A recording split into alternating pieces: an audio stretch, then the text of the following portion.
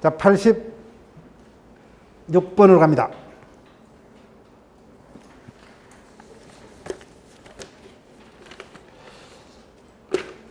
자, 이 부분은 장려에도 떴습니다. 자, 이 부분은 조문은 뭐요? 528조부터 534조까지 이 지문을 보면서 뭐요? 자세히 한번 천천히 보셔야 돼요. 자, 볼게요. 갑은 을에게 20년 2월 1일입니다. 자기 소유 중고차를 1,000만 원에 매수할 것을 뭐요? 을에게 청약한 내용을 편지로 뭐요? 20년 2월 1일 발송을 했습니다. 그죠? 자, 그러면 1번 갑의 편지가 청약은 의사표시죠. 그래서 언제부터 혈액이 발생합니까? 상대방에 도달되면 뭐요? 그때부터 혈액 발생하고 그때는 더 이상 처리하지 못한다. 그죠? 예. 도달하면 처리 못해요. 527조. 그 다음 갑의 편지가 2월 5일에 을에게 도달했다면 민법 총칙이요. 발신 후에는 갑이 사망하더라도 그 의사표시력에 영향이 있다 없다? 없다죠. 그대로 유효하다. 그죠? 도달하면 혈액이 그대로 발생합니다. 그 이의 문제는 상속인이 처리할 문제다. 그죠? 111조야. 그 다음 534조입니다. 계약이 성립하려면 뭐요?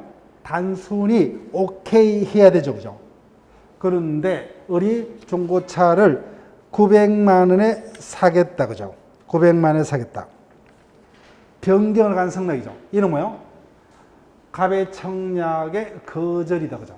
새로운 청약으로 본다. 그죠? 그래서 이에 대해서 갑이 성락한 바 없다면 계약은 성립할 수 없다. 자, 그 다음 4번요. 민법 총칙이요. 의사표시가 도달돼서 혈액이 발생하려면 상대방이 도달 당시에 수령 능력자야 된다. 그죠? 그런데 2월 5일자 을이 수령했지만 을이 그 당시에 미성년자다. 거기다 체크할게요.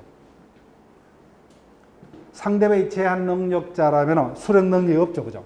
수령 능력이 없기 때문에 갑은 을에게 청약의 혈액 발생을 주장할 수 없다. 그죠? 반대로 제한 능력자 측은 도달 주장할 수 있죠. 112조다. 그죠? 112조. 수령 능력에 관한 질문이에요. 자, 그런데 보세요. 격지자 간의 계약의 성립식입니다. 상대방 을이 성락을 뭐요? 20년 2월 10일 발송을 했습니다. 그 편지가 갑에게 뭐요? 2월 15일 날 도달했어요. 그럼 갑을 간의 계약은 언제입니까? 2월 15일이 아니 뭐요? 2월 10일이다. 그죠? 531조. 격지자 간의 계약은 뭐요? 성락의 통지가 그 기간 내에 도달하면 뭐요? 성립식일 언제요? 발송 시점으로. 그죠? 발송 시점으로. 발신주를 취한다. 그죠? 이 부분. 틀렸습니다. 그래서 이 부분은 작년에도 우리 시험에서 비슷하게 사례 문제가 떴죠. 올해 또 뜨더라도 사례 문제로 또 출제될 수 있기 때문에 천천히 한번 뭐요? 528조부터 534조를 펴두시고 한번 조문 이상 거의 한 문제 절대 아니에요. 그 문제가 있기 때문에 사령을 보고 뭐요? 날짜를 보면서 그 조문을 읽으시면 이해가 돼요. 한 번 더 천천히 연습을 하셔야 돼요. 87번으로 갑니다. 자, 볼게요.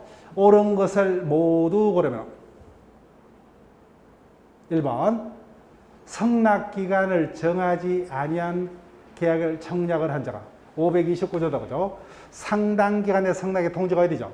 따라서 상당 기간 내 성락의 통지를 받지 못한 데는 계약은 성립하지 않는다. 그죠? 받은 때는 계약은 성립한다. 맞죠? 529조.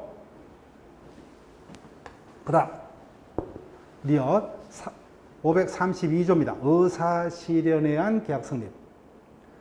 간섭에서 성락의 의사표시가 필요치 아니한 경우 계약은 뭐요? 성락의 의사표시로 인정되는 사실을 청약자가 안 때가 아니라 뭐요? 성락의 의사표시로 인정되는 사실이 있는 때죠. 언제입니까? 카드 단말기에 카드로 뭐요? 접촉하는 순간 성차계약이 성립하더라고요. 네, 틀렸습니다. 그 다음 이거 어느 일방이 교섭 단계에서 계약이 확실하게 체결되려는 정당한 기대 내지 신뢰를 보여 상대방의 그 믿음에 따라 행동했음에도 상당한 이유 없이 계약의 체결을 거부해서 손해를 입혔다면 그때는 불법행위가 성립할 수 있다. 맞죠? 그죠? 예. 그다음 리얼 계약 체결상의 가실책입니다. 목적이 불능한 계약을 체결할 때 원시적 불능이죠. 그 불능을 알았거나 알 수 있었던 자는 상대방이 그 계약을 유효하다고 믿으며 신뢰익을 배상해야 된다. 근데 이와 같은 배상을 하려면 상대방은 선이고 무과실이죠. 상대방이 그 원시적 불능 사실을 알았다면 그때는 배상 책임 없다. 그죠? 예, 조문입니다. 535조요. 계약 체결상의 가실책입니다.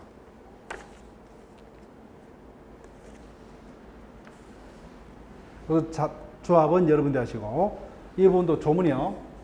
계약 체결상의 가실책임을 부담하려면 뭐요? 상대방은 잘못이 없어야 되죠. 자, 다시 한번 수업 시간에 이런 그림을 했죠. 여기 볼게요. 가불간에 건물 매매가 있었다. 요 날짜에. 그런데 하루 전날 건물이 소실됐다. 그죠? 원시적 불능이죠. 무효다. 그죠? 다만 을이 그 계약을 유효하다고 믿었죠. 그러면 을에게 발생한 신뢰이익을 원시적 불능 사실을 알았거나 알 수 있었던 매도인 갑이 책임져야 된다. 그죠? 다만 이와 같은 책임을 묻기 위해서는 매수인은 선이고 무과실이 된다. 그죠? 또 이자가 가실했다면 어떤 계약 체결상의 가실 책임은 물을 수 없다. 예. 동시이행 항변권에 관한 문제로 갑니다. 우리 시험에는 아직까지 뭐요? 단일 문제는 출제된 바는 없어요. 다만 여러 가지 어떤 종합적인 지문 중에 포함돼서 지문화된 적은 있습니다. 87번 안 했어요? 87번 했는데? 답은 조합하시면 되죠. 예, 답은 제가 칠판 체크했잖아요. 그죠? 예, 답은 조합하시고. 자, 그럼 88번으로 갑니다.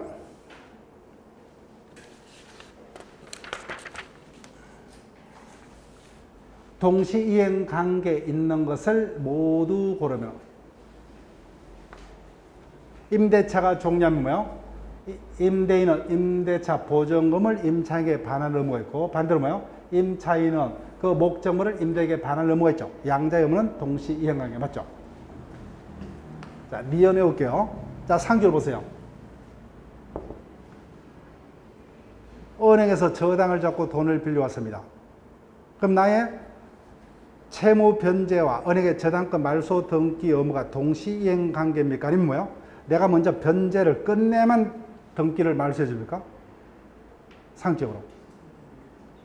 예, 후자입니다. 후자예요. 따라서 이 경우요. 변제 의무가 선행 의무입니다. 그리고 법적으로 뭐요? 이미 변제가 됐다면은 말소 등기 필요 없이 뭐요? 저당권은 부종성에서 이미 뭐요? 저당권은 소멸합니다. 그래서 동시이행 관계 아닙니다. 그 다음, 이것이 중요하다, 그죠? 예. 민법 총칙에서 뜰 수가 있고, 이미 봤죠, 그죠? 토지거래허가 구역 내에서 허가 전의 계약은 무효이기 때문에, 허가 전에 뭐요? 매수인의 대금 지급 의무는 없다, 그죠? 그래서 매수인의 대금 지급 의무와 매도인의 허가 신청 절차에 협력할 의무는 동시행관계에 있을 수 없죠, 그죠? 그래서 매도인은 매수인의 대금 지급이 없다는 이유로 허가 신청 절차의 협력 이행을 거절할 수 없다. 그죠? 거절할 수 없다. 그 다음, 매수 청구권이요. 형성권이죠. 그러면 건물에 대한 매매가 성립한다. 그죠? 매매가 성립하기 때문에 임차인인 건물 소유자가 뭐요? 건물을 임대인에게 인도하고 뭐요? 등기 전에 필요한 서류를 임대인에게 이전하고 반대로 뭐요? 임대인은 그 대가를 임차인에게 지급할 의무가 있죠. 매매니까 양자 간의 동시이행 관계다. 그죠? 그래서 답은 여러분들이 조합하시고 89번 제3자를 위한 계약입니다. 자, 자, 제3자는 계약도 우리 시험에서 단일 문제로는 출제된 바가 없습니다. 539조부터 뭐요? 542조까지 조문 4개입니다. 여하튼 단일 문제로도 출제될 수 있고 혹시나 뭐요? 여하튼 사령 문제로도 출제될 수 있습니다. 그래서 이 사령 문제를 가지고 특징적인 조문을 정확하게 이해를 하셔야 돼요. 갑은 자신의 X 노트북을 을에게 매도하면서 그 대금은 을이 갑의 채권자에게 직접 지급하며 제3자는 계약을 체결했고 제3자병이 채무자인 낙약자에게 수익이 어사표를 했다고 하죠. 그럼 제3자의 권리가 생겼습니다. 이에 관한 설명으로 드리면서 자, 어디까지나 제3자는 계약은 누구와 누가네요? 갑을 간에 체결됐죠. 이전 계약의 당사자가 아니다, 그죠? 그래서 제3자 계약 자체는 요약자와 낙약자의 합의만으로 성립하고 제3자의 수익의 의사표시는 제3자의 권리 취득 요건일 뿐 제3자를 위한 계약의 성립요건은 될 수가 없다. 자, 볼게요. 원칙적으로 541조 제3자의 권리가 생긴 이후에는 당사자 합의만으로 제3자의 권리를 변경 소멸시키지 못하죠. 다만 각각 을이 미리 체크할게요. 미리 매매 계약에서 병의 권리를 변경 또는 소멸시킬 수 있으면 미리 약속했다, 그죠? 그때는 당연히 효력이 있다, 그죠? 그 병에게 변경할 수도 있습니다. 예. 그 다음 2번 갑은 병의 동의가 없는 한 답은 너무 쉽게 듣습니다. 을의 채무불에서 계약을 해제할 수 없다. 해제 취소권은 누구만이 가집니까? 계약의 당사자만이, 그죠? 그때 해제 취소함에 있어 제3자의 동의 필요 없다, 그죠? 동의 필요 없어요. 그래서 정답은 2번이고 그 다음 우리 시험에서 혹시나 답이 된다면 이 부분이 주의하셔야 돼요. 자, 여기다가요. 각각 병 간의 관계. 이를 대내적 관계, 그죠? 또는 대가 관계랍니다. 어디까지나 제3자라는 계약은 누구와 누구 간에? 갑을 간의 계약이다, 그죠? 그래서 갑을 간의 계약에 무효 취소가 있으면 전체가 무효 취소돼 버려요. 그렇지만 갑병 간의 계약 관계는 무효 취소 사유에 따라도 갑을 간의 계약에는 영향이 없다, 그죠? 갑을 간의 계약은 그대로 유효입니다. 그래서 대내적 관계 하자는 제3자의 계약에는 영향을 미치지 않는다. 제3자의 계약 자체는 그대로 유효합니다. 그래서 3번 제3자를 위한 계약의 체결이 오래된 갑병 사이에 고쳐볼게요. 갑과 병 사이, 즉 요약자와 수익자 사이의 법률 관계 무효 취소가 되더라도 갑과 을 간의 계약에는 영향이 없죠. 갑과 을 간의 계약은 그대로 유효하기 때문에 특별한 사정이 없는 을은 병에게 약속한 대금 지급을 거절할 수 없다. 즉 제3자 계약은 그대로 유효합니다. 따라서 을은 병에게 약속한 대금을 지급을 해야 되고 갑도 당연히 을에게 노트북을 인도해 주죠, 그죠? 갑을 간의 계약은 그대로 유효하다는 겁니다. 자, 그 다음 4번 을의 채무 불이행으로서 계약을 갑이 해제했다, 그죠? 해제는 누구만이? 당사자만이. 그때 병도 을의 채무 불이행으로서 자신에게 발생한 손해배상은 청구할 수 있다. 그 다음 5번 갑을 간의 계약이 취소가 됐다, 그죠? 그때 을이 이미 병에게 매매대금을 지급했더라도 미주고시고 이미 지급했으면 부당이득에 반한 문제가 되죠. 그 다음에 해제된 경우 거기도 체크할게요. 해제됐다면 원상회복 의무가 생긴다, 그죠? 근데 이와 같은 취소로 인한 부당이득 반환의 효과 원상회복 반환은 당사자 간에만, 그죠? 당사자 간에만. 따라서 특별한 사정이 없는 한 을은 누구에게? 갑에게 부당이득 반환 또는 원상회복을 청구할 수 있을 뿐 병에는 청구하지 못한다, 그죠? 이거는 자기들끼리의 문제입니다. 자기들끼리. 자, 다시 한번 3번, 4번, 5번요. 어디까지나 제3자의 계약은 갑을 간에 체결하죠. 따라서 요약자하고 수익자 사이, 즉 갑병 간의 계약 관계 어떤 무효 취소 사이가 있더라도 갑을 간의 계약에는 전혀 영향이 없죠. 그래서 갑을 간의 계약은 그대로 유효합니다. 따라서 뭐요? 3번 지문. 갑과 병 간의 뭐요? 법률 관계가 취소되더라도 뭐요? 갑을 간의 계약은 그대로 유효하기 때문에 을은 약속된 대금 지급을 뭐요? 병에게 거절 못한다 그죠? 이행해야 되고. 그 다음에 갑도 뭐요? X 노트북을 팔았기 때문에 노트북을 을에게 인도하여야 하고. 그 다음 계약의 해제는 누구만이? 갑을 간이 이거죠. 갑을 만이. 그래서 갑이 을의 채무 불이행 이후로 적법의 계약을 해제할 수 있고, 해제했다면 뭐요? 병도커에 따른 손해배상은 을에게 청구할 수 있다. 그 다음 이미 뭐요? 을이 병에게 계약이 취소 해제되기 전에 대금을 지급했다 그죠? 그 이후에 계약이 취소 해제가 되었더라도 뭐요? 그로 인한 원상회복 내지 부당이득 반환 의무의 법률 효과는 누구에게만? 당사자 간에만 발생한다 그죠? 따라서 을은 병에게는 부당이득 또는 원상회복 청구를 하지 못하죠. 누구에게만? 갑에게만 반환 청구할 수 있다 그죠? 자, 이 부분 며칠 안 남았기 때문에 제 설명을 그대로 반복해서 기억을 할게요. 예. 제3자의 계약에서 어렵게 출제되면 이런 수준까지 출제가 될 수 있습니다. 자, 90번도 종료 표시하시고 548조입니다. 548조에 뭐요? 해제가 되면 계약은 소급성 무효되죠. 그러나 제3자의 권리는 하지 못한다 그죠? 이때 보호되는 제3자입니다. 갑을 간의 매매가 해제가 됐어요. 그때 해제 전에 그죠? 해제 전에 갑을 간의 계약 관계를 토대로 이해 관계를 맺어 뭐요? 제3자는 선악 불문하고 보호됩니다. 다만 이때 제3자 뭐요? 등기, 인도 등으로 완전한 물권적 효력을 취득한 자. 그럼 우리는 뭐요? 등기한 자 이렇게 보시면 돼요. 등기한 자. 갑을 간의 계약이 해제되기 전에 뭐요? 매수인으로부터 다시 전매로 소유권을 취득한 제3자. 또는 뭐요? 을의 등기 후에 저당권을 설정받은 자고요. 지상권을 설정받아 전세권. 또는 뭐요?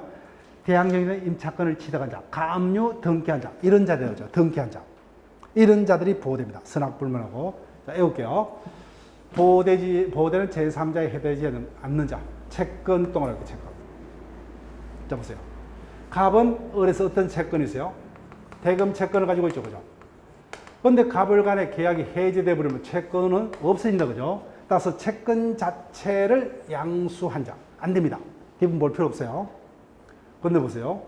매수인 매매로 이전된 부동산에서 뭐요? 가압류한 자. 가압류는 등기하죠. 가압류한 자는 보호가 됩니다. 등기한 자. 그런데 계약상의 채권을 압류한 자. 그죠? 채권 체크하시면 돼요. 따라서 해제되기 전에 뭐요? 계약 관계로부터 발생한 채권은 뭐요? 양수 압류한 자는 보호되는 제3자에 해당되지 않습니다.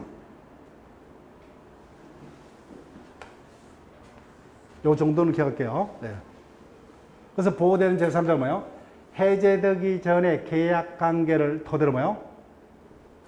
법상 새로 이해관계를 맺은 자로서 등기 등을 통해서 뭐요? 완전한 물권적 효력까지 취득하자. 등기한 자입니다. 등기한 자.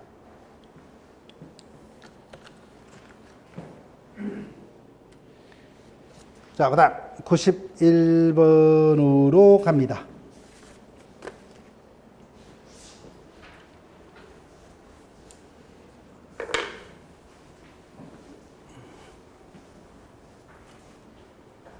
틀린 것은 자,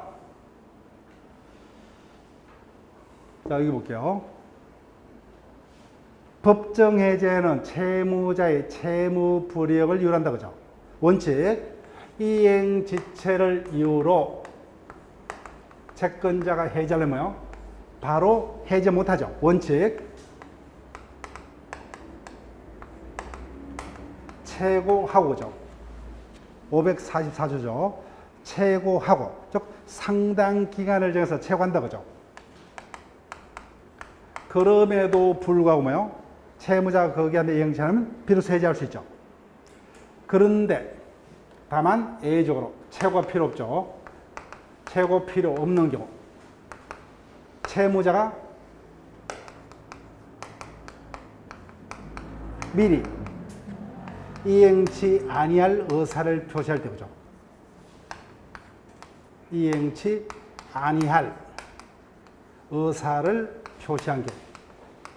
그때는 최고 해봐야 의미가 없다 그죠. 그 다음에 요거다 그죠. 정기행입니다. 545조죠. 결혼회복은 결혼식 전에 와야 되죠. 자 볼게요.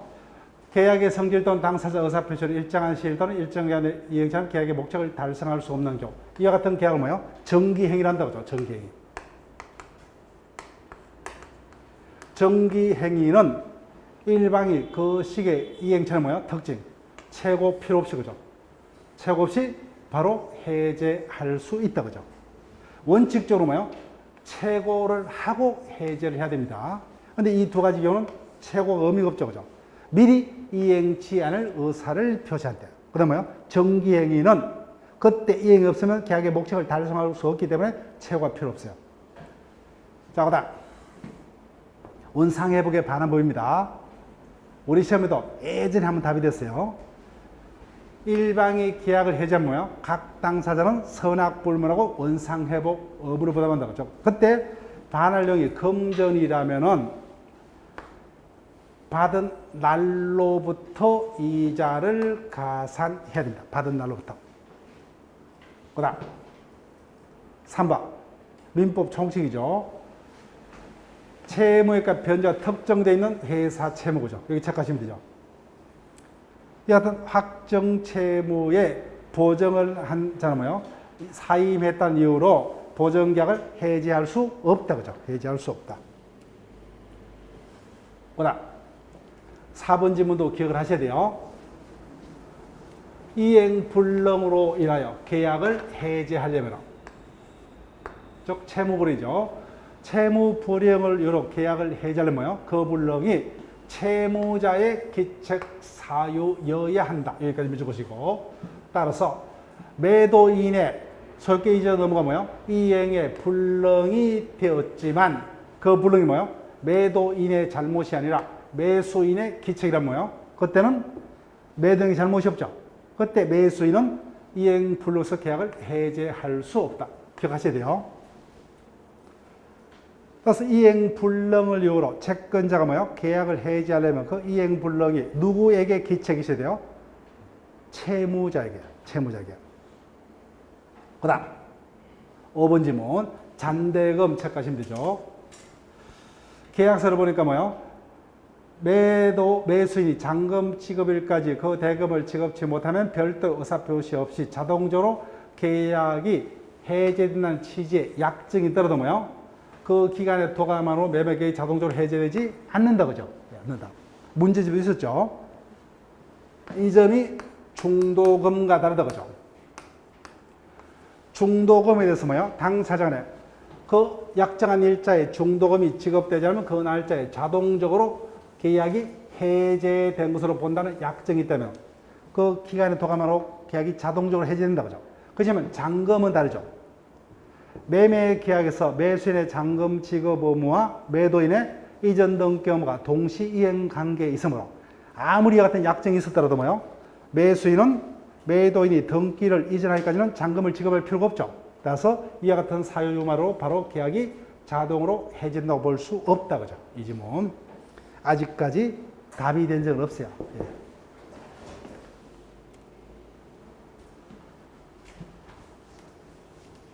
(92번으로) 갑니다.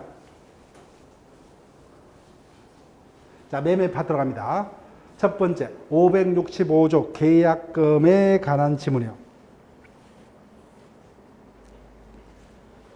갑은 자신의 엑스 토지를 을에게 매도하는 계약을 체결하고 을로부터 계약금을 수령했다.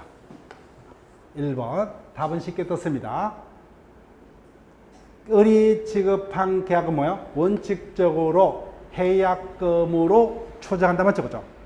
따라서 해약금으로 추정하기 때문에 일방 이행에 착수할 때까지 계약금을 지급한 자는 뭐예요? 계약금을 포기하고 수령한 자는 배액을 상해서 포기할 수 있다. 그죠? 그 다음 598조입니다. 갑을이 계약금 뭐예요? 위약금으로 약정했다. 그죠? 거기 체크하시고 위약금으로 약정했다면 그때는 손해 배상액의 애정으로 추정한다 그죠? 598조.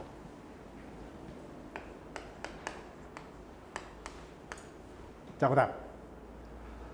그래서 계약금이기 때문에 중도금 지급기일 전 중도금을 지급한 경우 체크할게요. 계약금에 의한 해제를 언제까지만요? 일방이 이행에 착수하기 전까지요. 근데 이미 뭐요? 매수인 중도금을 지급을 해버렸어요. 그때는 이미 일방이 이행에 착수했기 때문에 계약금의 해제는 불가능하다 그죠? 갑은 계약금의 배액을 상환하더라도 계약을 해제할 수 없다 그죠? 즉 앞부분 이 부분은 신경 쓸 필요 없죠. 즉 기한의 이익은 포기할 수 있죠 그죠? 예. 자, 그다음 4번 계약금 계약은 요물계약이다 그죠? 그래서 약정한 계약금의 전부가 지급이 됐을 때 비로소 계약이 성립하죠. 계약금 계약이. 그래서 만약 매수인이 갑에게 약정한 계약금의 일부만 지급한 경우 갑이 계약금 계약에 따라서 계약을 해제하려면 뭐요? 수령한 금액의 배액의 상한이 아니라 뭐요? 약정한 계약금의 배액을 상환해줘. 그래서 수령한 금액의 배액을 상환하면 계약을 해제할 수 없다. 맞죠? 자, 그 다음 5번 갑을 간의 엑스토지가 뭐요? 허가 구역 내에 있고 거래 허가를 받았더라도 뭐요? 허가 자체가 이행에 착수는 아니다 그죠? 따라서 여전히 이행에 착수 전에 뭐요? 갑은 계약금 배액을 상환하고 해제할 수 있답니다. 그래서 정답 5번 93번 지문으로 갑니다. 580조입니다. 자, 작년 우리가 581조, 580조를 위주로 담보 책임이 떴어요. 민법상 특정물 매도인의 하자 담보 책임에 관한 설명 중 틀린 것은 매도인의 고의가실은 그 요건이 아니다. 체크할게요. 무과실 법정 담보 책임이다. 그죠? 그래서 법이 제한하는 요건만 구비되면 매도인이 매수에게 담보 책임을 져야 돼요. 즉 담보 책임은 법정 무과실 책임이다. 채무불이행 책임이 아니기 때문에. 그래서 담보 책임과 별도로 뭐요? 채무불이행 책임은 별도로 충할 수 있어요. 양자는 별개입니다. 무과실 책임. 자, 그 다음 이와 같이 물건 하자에 관한 담보 책임 특징이 뭐요? 매수인이 권리하자에 관한 담보 책임과 달리 뭐요? 매수인은 선이고 무과실이어야 됩니다. 이 특징 중에 하나요. 그 다음 여하튼 물건 하자에 관한 담보 책임은 경매는 적용되지 않는다. 그죠? 이게 특징적인 모습이에요. 따라서 악의의 매수인에서는 담보 책임을 지지 않는다. 자, 이 부분 민법 총시도 있었죠. 그죠? 당분간 계속됩니다. 매매 목적물인 서하가 이자고로 밝혀진 경우 매도인은 뭐요? 담보 책임이 발생하면 매수인은 차고 취소할 수가 없다가 아니라 뭐요? 양자 별개다. 그죠?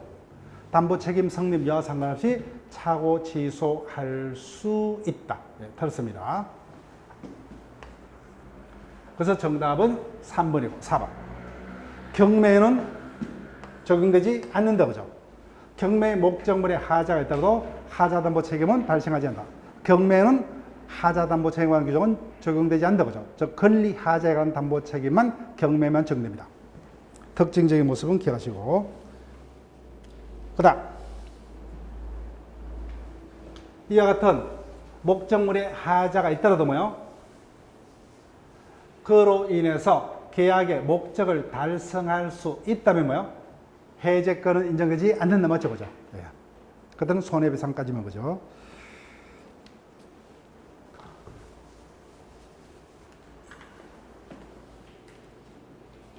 (94번으로) 갑니다. 매도인의 담보 책임에 관한 설명 중 틀린 것은 자, 1번 574조 적으세요.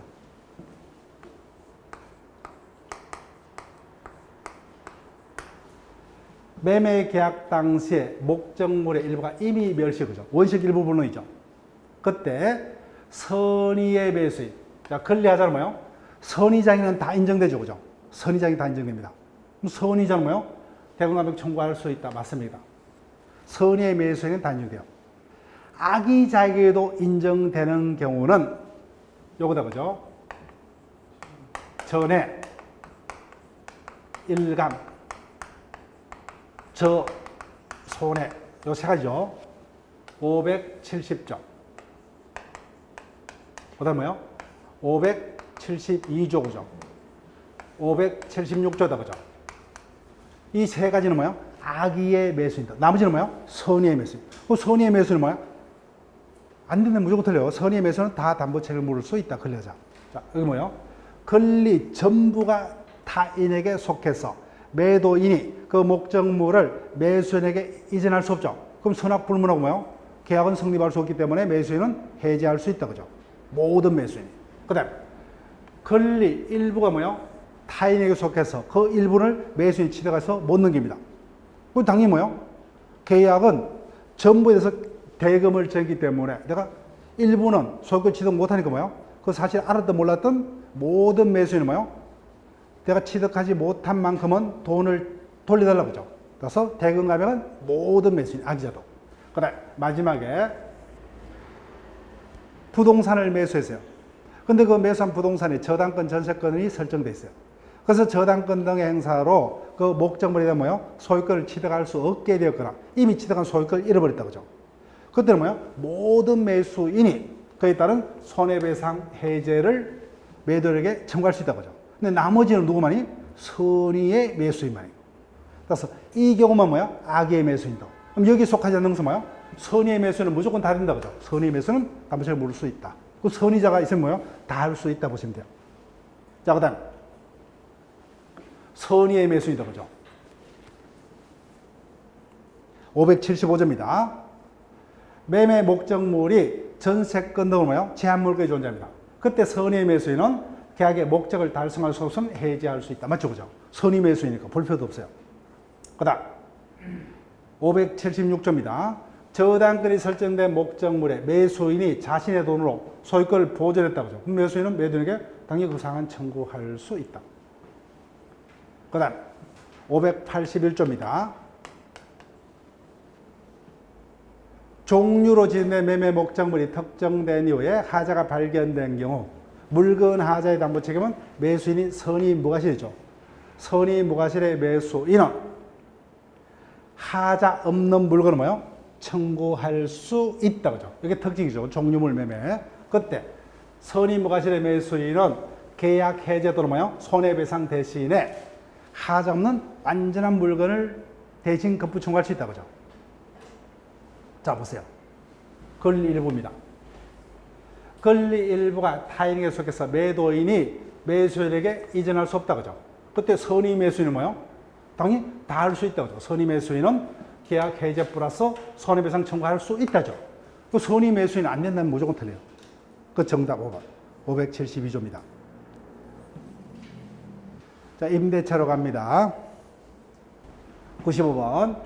임차인갑이 임대인에게 매수 청구권을 행사하는 경우 매청구는 강행법규다. 그죠? 이에 관한 설명으로 옳은 것은 매청구는 형성권이죠. 그래서 1번 바로 틀렸다. 그죠? 임대인의 성납 필요 없죠. 형성권. 그 다음 건축 허가를 받은 건물이 아니라면 임차인은 매수를 청구할 수 없다. 틀렸어요. 건물이면 뭐요? 뭐가 건물도 상관없습니다. 그 다음 3번 상식적으로 보세요. 이렇게 임대차지가 뭐요? 경계를 두고 있는데 임차인이 경계를 넘어서 건물을 지어버렸어요. 그때 임대인 을은 자기 토지도 아닌 땅에 지어진 건물을 매수할 수 있다 없다? 없잖아요. 그죠? 하면 뭐요? 철거를 해야 될 운명이기 때문에. 그래서 여기까지는 매수를 청구 못하죠. 그죠? 자, 볼게요. 갑소유 건물이 을이 임대한 토지와 제3자 토지에 걸쳐서 건립된 경우 임차인 갑은 뭐요? 건물 전체에 대해서는 매수 청구할 수 없다죠. 그죠? 어떻게 해요? 임차지상에 있는 건물 부분이 구분 소유계 객체가 된다면 뭐예요? 그 부분에 한해서 먹죠. 즉, 이 부분은 갑에게 매수 청구해봐요 뭐예요? 말도 안 되죠. 갑은 철거해야 되기 때문에 이 같은 불이익은 강요 못한다 그죠? 네, 틀렸습니다. 자, 그 다음 4번 기본 질문이다 그죠? 매청구는 강행법규지만 임대차가 임차인의 채무 불이행으로 끝났다면 뭐예요? 그때는 매청구할 수 없다 그죠? 답은 쉽게 떴죠. 정답 4번. 5번 순서 기억해달라고 그랬죠. 이때 283조가 준용된다고 그랬죠. 그죠? 283조.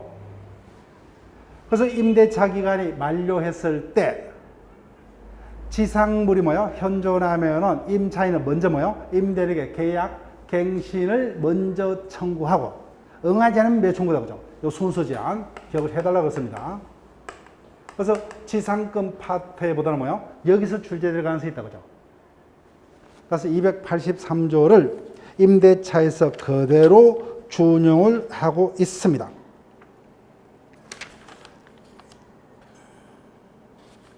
자, 그 부분을 기억하시고 644조에서 준용 교정을 둡니다. 이 부분을 기억을 부탁드릴게요. 답은 일단 4번에서 쉽게 떴죠. 96번으로 갑니다.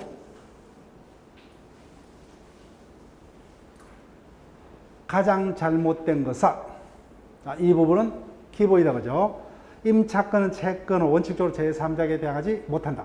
다만 건물 소유를 목적한 토지 임대차는 그 토지 임차권을 등기치 않더라도 뭐요? 임차인이 지상 건물을 등기하면 제3자에게 임차권을 대항할 수 있다. 기본 질문입니다. 자, 그다음 이 부분은 특징적인 표현이 뭐요? 도급에도 그대로 똑같습니다. 보세요. 임대인의 기책 사유로 임차 목적물의 사용 수익이 부분적으로 지장이 있습니다. 그때는 뭐요? 임차인은 차임 전부가 아니라 뭐요? 그에 상응하는 이죠. 627조다 그죠? 틀렸습니다. 정답은 2번. 그 다음 3번 임대차 계약의 해지 사유인 차임 연체는 이익이다 그죠? 이때 이익은 연속 이익이 아니라 뭐요? 도합 이익이죠 그죠? 예, 합산 이익입니다. 예, 맞습니다. 그 다음 626조 임대차에서 가장 중요합니다. 임차인이 필요비를 지출했다 그죠? 그때는 적시 전액이죠. 그 적시 전액을 상한 청구할 수 있다. 근데 반대로 유익비하고 뭐요? 매수 청구는 언제 행사를 할 수 있어요? 임대차 종료 시다 그죠? 임대차 종료 시에. 필요비는 임대차 도중에라도 적시 전액을. 그 다음 임대차 기간에 약정이 있더라도 조문입니다. 일방 또는 쌍방이 그 기간 내 해지권을 보류한 때는 그 해지권자는 뭐예요? 언제든지 상대방의 계약 해지를 통보할 수 있고 그때 임대인이 해지했다면 뭐예요? 임차인이 통보받은 날부터 부동산이라면 6개월이다 그죠? 임차인이 해지했다면 1개월이죠. 예. 636조다 그죠?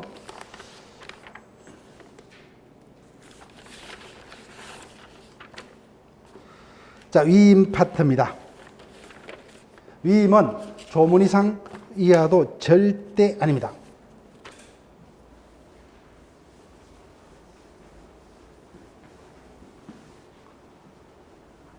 갑이 을에게 일정한 사무의 처를 위임하는 계약을 체결한 경우에 관한 설명적 원어서. 그럼 갑을 위임인, 을을 수임인 한다고 하죠. 그때 갑은 특별한 이유가 없더라도 계약을 해지할 수 있다. 계약은 원칙, 쌍방이 언제든지 자유로이 해지할 수 있죠. 689조다 그죠? 689조.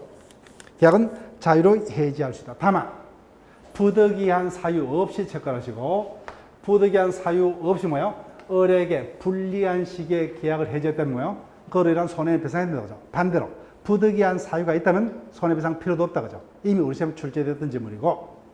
그다음 이 지문 아까 우리 시험에 답이 된 거 없어요.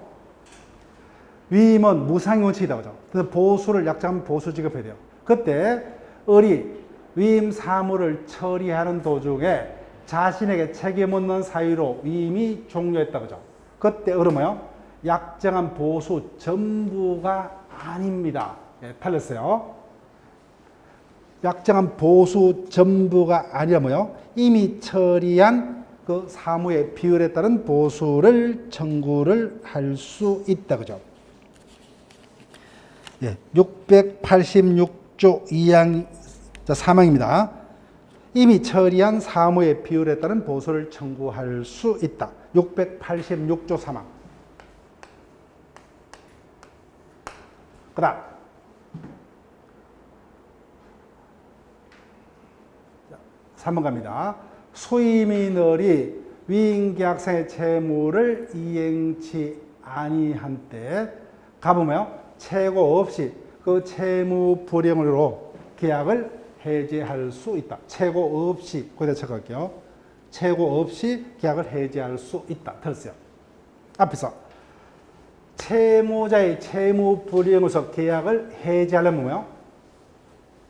일정한 기간을 들여서 뭐요? 이행을 최고해야 되죠. 그럼에도 거기 안에 이행이 없으면 해지할 수 있죠. 그죠? 네, 들었습니다. 544조다. 그죠? 그 다음 4번 갑이 을에게 보수를 지고 약정했다. 그죠? 그때 수임인을은 성간주 여무로서 사무 처리를 해야 되냐? 대가 지급 약정이 없다면 주여무는 경감된다. 됐다. 그죠? 위임은 유무상 불문하고 수임인은 성간주 여무죠. 그죠? 성간주 여무 681조다. 그죠? 681조. 그 다음 이 부분요. 우리 시험도 떴습니다. 682조요. 682조. 수임인을은 자유로이 수임 사무처를 복임할 수 있다. 바로 틀렸어요. 어떤 경우는 위임인의 성낙이나 부득이한 사유가 있는 때만 제3자로 하여금 이임 사무를 대신 처리할 수 있다. 그죠? 예, 틀렸어요. 그때 위임인의 성낙 또는 부득이한 사유로 제3자로 하여금 대신 이임 사무를 처리했다면 뭐요? 그때는 제3자의 사리 처리에서 뭐요? 위임에게 손해가 있다면 선임감독상에 뭐요? 가실 책임을 진다. 그죠? 즉 임의 대리인의 복대리인 선임 요건이라는 120조, 121조를 그대로 준용하더라고요. 이 지문은 우리 시험도 이미 출제가 됐어요. 또 출제가 될 수가 있습니다. 그래서 위임 파트는 우리 시험은 조문 이상도 아니니까 뭐요? 이 조문을 다시 한번 문제를 통해서 검토를 하시고. 자, 도급에 관한 지문이요. 자, 98번 갑니다. 갑은 주택을 짓기 위해서 건축업자 을과 도급계를 체결하면서 지체 상금 약정을 했다. 갑을 뭐요? 도급인, 건축업자를 수급인 한다. 그죠? 이에 관한 설명을 옳은 것을 모두 고르면. 자, 볼게요. 을에 의해서 완공된 주택에 하자가 있어 계약의 목적을 달성할 수 없는 경우라도 갑은 도급계약을 해지할 수 없다. 가장 많이 출제가 됐던 지문이죠. 668조. 그죠? 완성된 목적물에 하자가 있으면 도급인은 계약을 해지할 수 있다. 그렇지만 뭐예요? 토지 기타, 건물, 토지 기타 공작물은 해지할 수 없다. 그죠? 예. 가장 많이 출제가 됐던 지문이죠. 그 다음, 리얼. 667조입니다. 자, 조금 어렵지만 이 부분을 외울게요. 을에 의해서 완공된 주택에 하자가 있고 뭐요? 그 하자가 종료치 않은데도 불구하고 그 보수에 가다한 비용을 요하는 경우. 그때는 하자 보수는 종료 못한다. 그죠? 그 대신 손해배상인데 도급인 가면 뭐요? 하자 보수에 가름하는 손해배상은 청구할 수 없답니다. 네. 이 부분 상당히 깊이 들어갔어요. 자, 여러분들 해설지를 보세요. 해설지. 667조요. 자, 수업 시간에 이런 예를 들었습니다. 건물 공사를 했다. 그죠? 근데 벽에 실거미가 있어요. 하자가 있지만 그 하자가 중요치 않죠. 근데 보수하려면 뭐요? 그 벽 부분을 뭐요? 다시 철거하고 새로 쌓아야 됩니다. 엄청난 비용이 든다 그죠. 그때는 하자 보수는 청구하지 못하고 손해배상만 청구한대. 손해배상의 범위가 뭐예요? 하자에 가름하는 손해배상이 아니라는 겁니다. 가름한다면 뭐예요? 하자 보수를 청구치 못하도록 한 그 법의 조문의 취지하고 전혀 의미가 없죠. 그죠? 따라서 그 하자 보수에 가름하는 손해액 전부가 아니라 뭐예요? 하자가 없는 상태에서 시세와 뭐예요? 하자 있는 상태에서 시세 차익 정도만 손해배상 청구할 수 있다. 이렇게 해석합니다. 그래서 이 부분 혹시나 뭐예요? 최근 다른 시험의 문제이기 때문에 우리 시험에서 이 판례가 언급될 수 있습니다. 기억을 하시고. 자, 그 다음 이 부분 배울게요. 이 부분도 최근에 다른 시험의 문제이기 때문에 즉 도급이 시험 범위에 들어가는 시험 뭐예요? 몇 개 없어요. 그럼 출제자들이 뭐예요? 그 문제를 일일이 지문하려면 귀찮죠. 그죠? 그럼 조문 문제로 그냥 계속 반복됩니다. 그렇지 않으면 좀 깊이 기다리면 뭐예요? 자기가 고민하다 보기보다는 이미 출제됐던 다른 시험을 뭐예요? 우리 시험 범위에 맞춰서 그 수준 하에 그대로 뺏길 수가 있죠. 그죠? 그래서 그와 같은 생각하에. 그래서 내가 지체 상금의 종기는 특별한 사정이 없는 한 수급이 느리 공사를 중단하는 뭐예요? 기타 해제 사유가 있어서 갑이 실제로 해제한 때로부터 거기다가 체크하시고 5분 틀었어요. 실제로 뭐예요? 해제한 때가 아니라 뭐예요? 이를 이유로 해제할 수 있는 때로부터입니다. 이를 이유로서 뭐예요? 실제로 해제한 때가 아니라 해제를 할 수 있는 때로부터.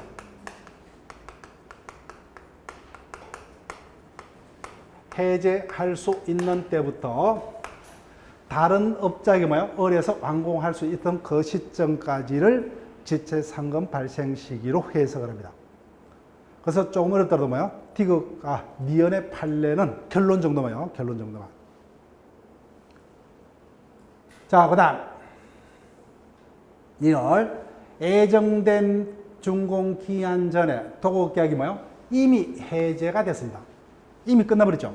그때 우리 공사를 완료치 못한 경우는 그때는 뭐예요? 지체상금 약정은 의미가 없다 그죠. 그 전에 이미 해제가 되었기 때문에. 그래서 답은 여러분들이 조합을 하시고. 자, 이제 불법행위만 남았습니다.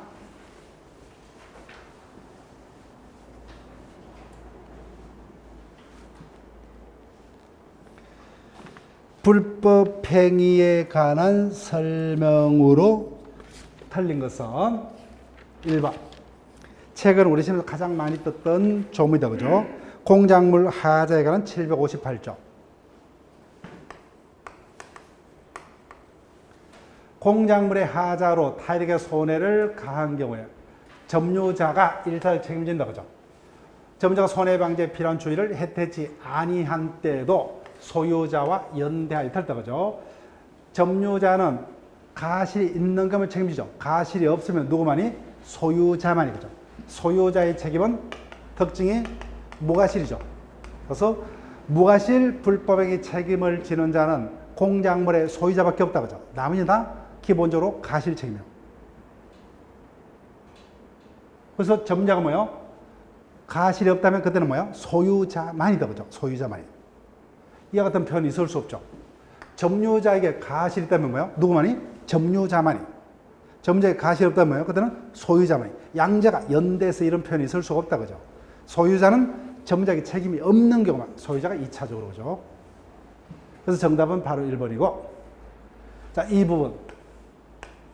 아직까지 우리의 시험에 답이 안 됐어요. 언젠가는 답이 될 겁니다. 이 부분 그죠?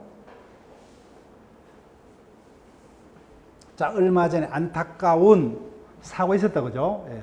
강주 지역에서 철거 작업으로 엄청난 인명사고가 있었죠. 그때 수급인은 원칙적으로 책임이 있다 없다? 없답니다. 없다. 보세요. 도급인은 원칙 책임이 없다. 그죠? 예. 수급인이 도급받은 일에 가서 제3자에게 손해를 가한 경우요. 도급인은 도급 또는 지시에 뭐요? 체크할게요. 중대한 가실이 있는 경우. 당연히 고의는 포함된다. 그죠? 중대한 가시 있는 때만 도급에는 제3자에게 손해배상 책임이 있다. 따라서 뭐야? 경가실만 있다. 그죠? 그때는 도급에는 책임이 없습니다. 그 다음 3번 타인 행위에 대한 책임입니다. 755조예요. 책임 능력이 있는 미성년자의 불법행위. 그럼 뭐요?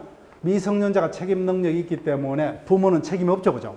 근데 미성년자만이 책임집니다. 행위로 해서 손해가 생긴 경우 다만 그 발생된 손해가 뭐요? 감독 의무자의 감독 의무 위반과 인과관계가 있을 때는 거죠. 감독 의무자가 대신 책임을 지는 것이 아니라 감독 의무 위반으로 뭐요? 자신의 의무 위반은 일반 불법행위 책임을 진다. 755조 책임이 아니라 750조의 자신의 불법행위 책임을 진다. 따라서 미성년자에게 책임 능력이 없으면 뭐요? 부모가 대신 책임지죠. 대신 755조. 이건 미성년자의 책임이 있기 때문에 대신 책임을 지는 건 아니에요. 다만 자신의 감독 의무 위반과 손해 사이 뭐야? 인과관계가 있다면 자신의 감독 의무 위반으로 생긴 손해는 자신의 불법의 책임을 져야 된다는 겁니다. 그 다음 752조입니다. 조문 문제로 기억하셔야 돼요. 생명 침해가 있었다 그죠? 타인의 불법 행위로 생명의 침해가 있는 경우 피해자의 직계 좀비 속 배우자는 재산상 손해가 없다라도 뭐요? 당연히 정신상 손해, 위자료를 배상받을 수 있다 그죠? 자, 5번 지문은 우리 시험 한번 떴죠 그죠? 명예훼손의 경우 명예회복에 적당한 처분을 할 수 있지만 사죄 강구는 못한다 그죠? 양심의 자유에 반하기 때문에 다시 반복될 가능성이 별로 없어요. 자, 마지막 지문으로 갑니다. 760조입니다. 공동불법행위. 소인이 공동의 불법행위로 타인의 손을 간다는 연대하여, 그죠? 작년에도 이 지문이 떴다, 그죠? 공동불법행위. 그 다음, 이 부분이요. 객관적으로 뭐요? 행위의 공동만 있으면 족하지, 공동으로 하고자 뭐요? 인식은 필요 없다, 그죠? 필요 없다. 행위의 공동만 있으면 됩니다. 그 다음, 이 부분은 이제부터는 뭐요? 제가 애우다라고 외울게요. 공동불법행위자 간에 뭐요? 피해자를 뜻밖의 보호하기 위해서 연대 책임을 질 때 연대는 부진적 연대요. 그래서 부진적 연대는 뭐요? 우리가 연대 채무의 내용도 몰라요. 더욱더 뭐요? 부진적 연대 채무는 조문상의 제도가 아니라 판례가 인정하는 제도입니다. 그럼 구체적으로 그 내용은 더욱더 알 수 없어요. 그럼 답만 외웁니다. 3번. 공동불법행위자 중 1인의 변제는 변제된 금액의 한도에서 다른 공동불법행위자에서 공동면책의 효력이 있다. 자, 모릅니다. 그죠? 일단 넘어갑니다. 4번. 760조 2항이요. 가해자 불명의 공동불법행위가 있는 경우. 즉, 어느 자의 행위로 뭐요? 피해자에게 손해가 발생하지 알 수 없을 때, 그때 피해자를 포함해서 연대 책임을 집니다. 그때 책임을 면하려면 뭐요? 개별 행위자가 자신의 행위와 피해자의 손해 사이 뭐요? 인과관계 없음을 증명하면 당연히 자신은 빠져나올 수가 있습니다. 자, 그런데 5번요. 이건 판례이기 때문에 그냥 외워버릴게요. 공동불법행위자 중 1인의 갑의 손해배상 채무가 시효로 소멸한 후에 다른 불법행위자 을이 피해자에게 자신의 손해부담부를 넘는 손해를 배상했더라도 을은 나머지 공동불법행위자 갑에게 구상권을 행사할 수 없다. 팔렸습니다. 이런 것들을 우리가 알 수 없는 판례 내용이요. 여보세요. 갑과 을이 공동으로 뭐요? 불법행위를 저질러서 A가 1억 원의 손해를 받습니다. 그런데 가실비율이 내부적으로 뭐요? 갑에게는 30%, 을에게는 70%입니다. 그런데 문제는 뭐요? 을의 갑에 대한 손해배상 채무가 시효소멸되고 있어요. 그렇지만 공동불법에는 부진적 연대이기 때문에 피해자는 뭐요? 아무에게나 자신에게 발생한 손해 전부를 배상받을 수 있다. 근데 을에게 배상 전부를 받았어요. 근데 을은 뭐요? 내부적으로 갑의 부담 부분을 대신해서 변제했죠. 그럼 갑에게 구상권을 행사를 할 수가 있느냐는 문제입니다. 논리적으로 보니까 뭐요? 이미 갑의 A에 대한 채무가 시효 소멸됐기 때문에 못할 것 같다, 그죠? 근데 부진적 연대가 이와 같은 특징이요. 그래서 부진적 연대는 뭐예요? 1인의 채무자에게 발생한 사유는 다른 채무자에게 영향을 미치지 않는답니다. 이자에게 뭐예요? 만족을 가져오는 것을 빼놓고 다른 연대 채무자에 절대로 혜택이 없다는 게 판례입니다. 그렇기 때문에 이자의 채무가 뭐예요? 시효 소멸됐더라도 이자에게는 뭐예요? 만족이 없기 때문에 이자에게만 혈이 있을 뿐 이자에게는 혈이 없어요. 그래서 이자가 뭐예요? 전부를 어차피 배상해야 되니까 이자에게 구상권을 행사하는 것은 뭐예요? 갑에 의뢰한 시효 소멸 채무가 전혀 별개이기 때문에 별개 다른 원인으로 발생했기 때문에 이자에게 구상권을 행사할 수 있다. 논리적으로 이해가 안 되죠. 우리 연대 채무도 모르기 때문에 이해할 수 없어요. 그러니까 뭐예요? 이 부분 최신의 다른 시험에서 이게 답이 됐기 때문에 이 부분을 외울게요. 혹시나 우리가 공동불법에게 여기까지 판례가 언급된다면 이 부분을 찾는 정도로만. 그래서 나머지는 뭐예요? 조문 이상은 욕심 내지 마시고 그 3번은 이미 일부가 만족을 얻었죠. 만족을 얻는 법인에서는 다른 연대 채무자 효력이 있답니다. 근데 이거는 외우지 마시고 그래서 5번 정도만 이렇게 나머지는 조문 정도만. 그래서 조문을 뛰어넘는 판례는 제가 답이 예상이 되는 거면 뭐예요? 부탁드릴게요. 그래서 5번 정도는 최근에 다른 시험부터 자주 답이 되기 때문에 우리 시험도 충분히 답이 될 수 있기 때문에 그 질문은 그렇게 부탁드릴게요. 자, 지금까지 쪽집게 백선이란 주제하에 우리 시험 범위에 들어가는 출제될 수 있는 논점들을 쭉 두루 살폈습니다. 다만 지명관계상 뭐예요? 더 많은 숫자는 다룰 수가 없다, 그죠?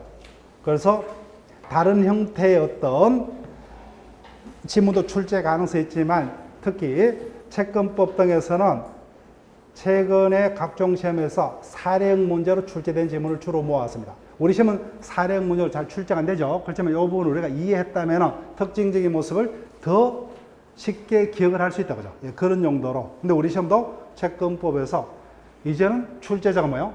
사례형 문제도 계속 언급할 수 있고, 그럼 사례형 문제는 우리가 다뤘던 그런 논점에서만 사례형 문제가 뜹니다. 예, 그런 정도로만 기억하시면 돼요. 자, 그러면은 마지막으로 다시 한번 부탁드리지만 지금 시점에서는 새로운 것을 한다는 것은 의미가 없습니다. 내가 알고 있는 것만 시험 장소에서 뭐예요? 빨리빨리 선택해서 실수 없이 맞출 수 있다면은 문제가 없어요. 그럼 충분히 합격할 수 있어요. 근데 내가 알고 있는 것은 뭐예요? 다 푸는데도 점수가 모자라더라고요. 그러면 아직까지 내 실력이 덜 쌓인 거예요. 그때는 어쩔 수 없고. 근데 내가 충분히 해결할 수 있는 문제는 뭐예요? 내가 맞출 수 없는 문제를 풀다가 뭐예요? 시간 부족으로 불합격했다죠. 그만큼 억울한 게 없어요. 그 부분만 남은 기간 동안에 없애자는 거예요. 그래서 알고 있는 문제 위주로 계속 반복 연습을 하시고 이제는 민법이 뭐예요? 이해 과목이 아닌 남은 기간 동안은 암기 과목이에요. 암기 과목. 따라서 우리가 이론 요약 특강에 가면 뭐예요? 그 지문집이 있다면 몇 페이지 안 되죠. 그 부분을 빨리 계속 반복하시고 그다음에 문제는 뭐예요? 지금까지 가지고 있는 문제, 새로운 문제는 보지 마시고 내가 틀린 문제 위주로 뭐예요? 너무 깊이 있는 문제는 보지 마시고 출제 가능성이 있는 문제, 답 위주로만 계속 반복을 하세요.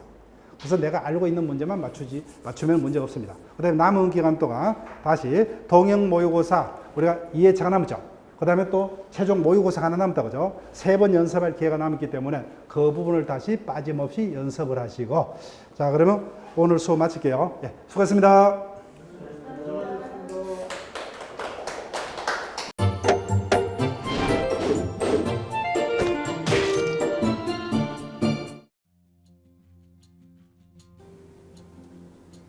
여러분 안녕하세요. 주택관리사 회계 원리를 담당하는 김향수입니다. 여러분들이 주택관리사 공부를 하다 보면 방대한 양의 자료를 봐야 합니다. 하지만 그것을 일일이 다 출력을 하거나 보관을 하는 데는 여러분들이 불편함이 있습니다. 이를 해소하기 위해 핸드폰을 활용할 수 있는데요.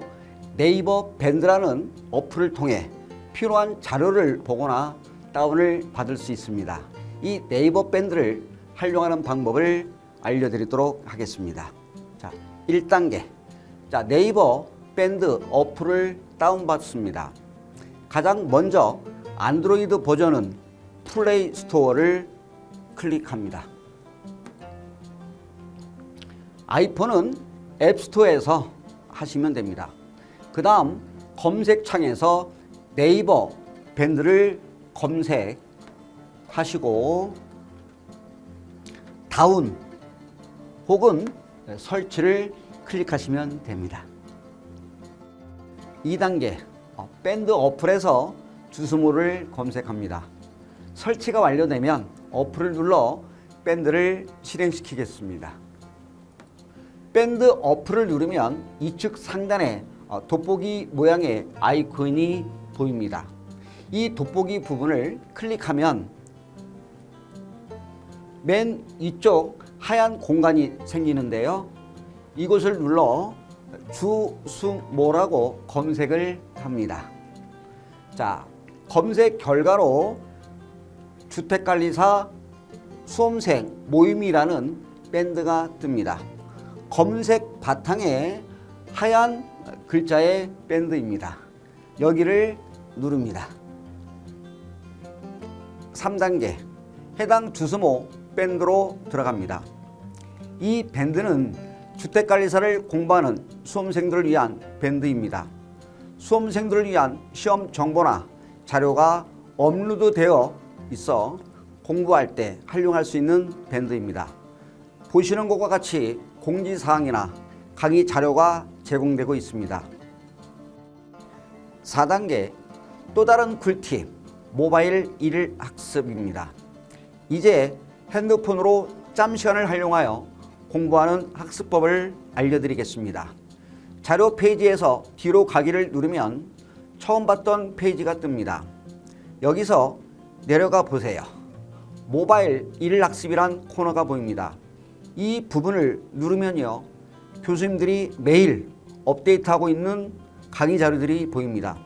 핵심 부분이라고 할 수 있는 문제들이 나열되어 있고요. 더 아래로 내려가면 정답과 해설 부분도 있습니다. 맨 아래 부분을 보시면 이렇게 댓글 쓰기도 남길 수 있고요. 스마일 부분을 눌러 좋아요로 표시할 수도 있습니다. 짬을 내어 스스로 학습한 뒤 모르는 부분을 질문도 할 수 있고 하루 동안 공부했던 것을 정리하거나 공부한 소감을 적으실 수 있습니다.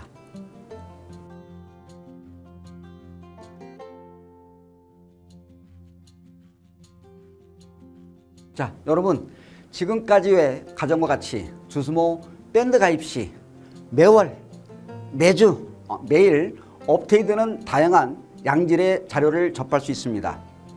꼭 가입하셔서 좋은 자료 많이 받으시고 여러분의 합격을 진심으로 기원드립니다. 지금까지 회계원리 김양수였습니다. 여러분 감사합니다.